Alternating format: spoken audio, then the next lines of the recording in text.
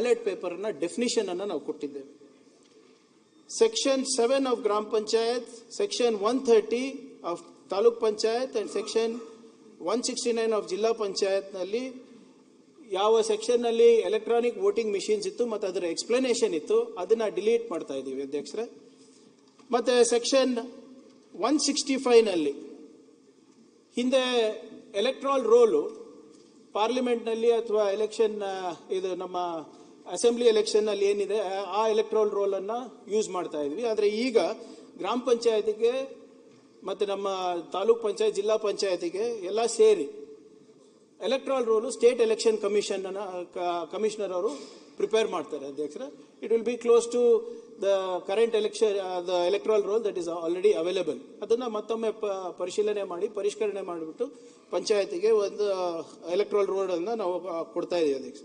So ಈ ಎಲ್ಲ 6ರಲ್ಲಿ ಒಂದು ಇನ್ಸರ್ಷನ್ ಕ್ಲಾಸ್ ಇದೆ of the definition of ballot paper and ballot boxes, 3 deletion of electronic voting machines and replacing those words with ballot papers ಇದೆ ಅಧ್ಯಕ್ಷರೇ.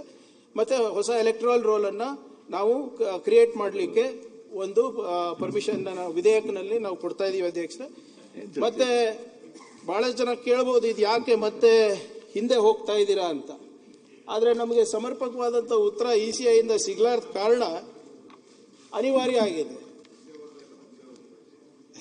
ಕೇಳ್ಬಿಡಿ, ಅರುಣಾಚಲ್ ಪ್ರದೇಶದಲ್ಲಿ ಕೂಡ ಪಂಚಾಯತ್ ಚುನಾವಣೆ ಬ್ಯಾಲೆಟ್ ಪೇಪರ್ನಲ್ಲಿ, ಅಸ್ಸಾಂನಲ್ಲಿ ಬ್ಯಾಲೆಟ್ ಪೇಪರ್ನಲ್ಲಿ ಆಗುತ್ತೆ, ಬಿಹಾರ್ನಲ್ಲಿ, ಮತ್ತೆ ಛತ್ತೀಸ್ಗಢನಲ್ಲಿ, ಗೋವಾನಲ್ಲಿ, ನಿಮ್ಮ ಹಿಮಾಚಲ್ ಪ್ರದೇಶ, ಜಾರ್ಖಂಡ್, ಮಧ್ಯಪ್ರದೇಶ, ಮಹಾರಾಷ್ಟ್ರ, ಮಣಿಪುರ, ಮೇಘಾಲಯ, ಮಿಜೋರಾಂ, ನಾಗಾಲ್ಯಾಂಡ್, ಒಡಿಶಾ, ಪಂಜಾಬ್, ಸಿಕ್ಕಿಂ, ತ್ರಿಪುರಾ, ಉತ್ತರ ಪ್ರದೇಶ, ಉತ್ತರಾಖಂಡ್, ವೆಸ್ಟ್ ಬೆಂಗಾಲ್, ಇಲ್ಲೆಲ್ಲ ಕೂಡ ಬ್ಯಾಲೆಟ್ ಪೇಪರ್ನಲ್ಲೇ ಇದೆ ಅಧ್ಯಕ್ಷರೇ. ಸಾಕಷ್ಟು ಚರ್ಚೆ ಮಾಡಬಹುದು ಇದ್ರ ಬಗ್ಗೆ.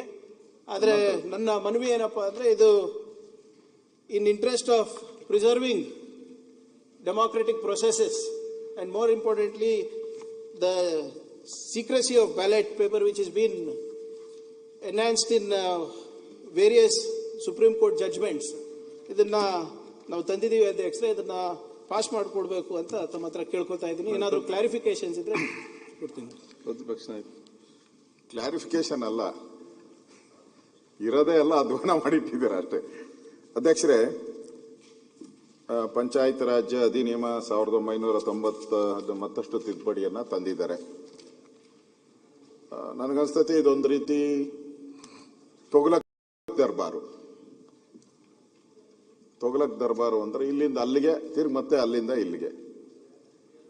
ಈ EVM ಎಲೆಕ್ಟ್ರಾನಿಕ್ ವೋಟಿಂಗ್ ಮಿಷನ್ ತಂದವರು ಯಾರು? ತಂದವರು ಕಾಂಗ್ರೆಸ್ ಅವರೇ.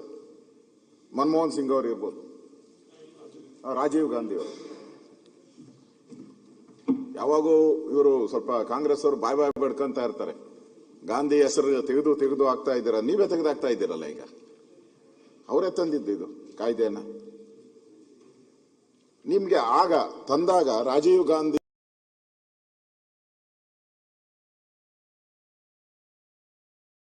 ಅವರು ಏಕಾಏಕಿ ತಂದಿರಲ್ಲ, ಏನನು ಏಕಾಏಕಿ ಅಂತಂದಿರಲ್ಲ. 100 ಅಧಿಕಾರಿಗಳು, ಅದಕ್ಕೆ ಎಕ್ಸ್ಪರ್ಟ್ಸು,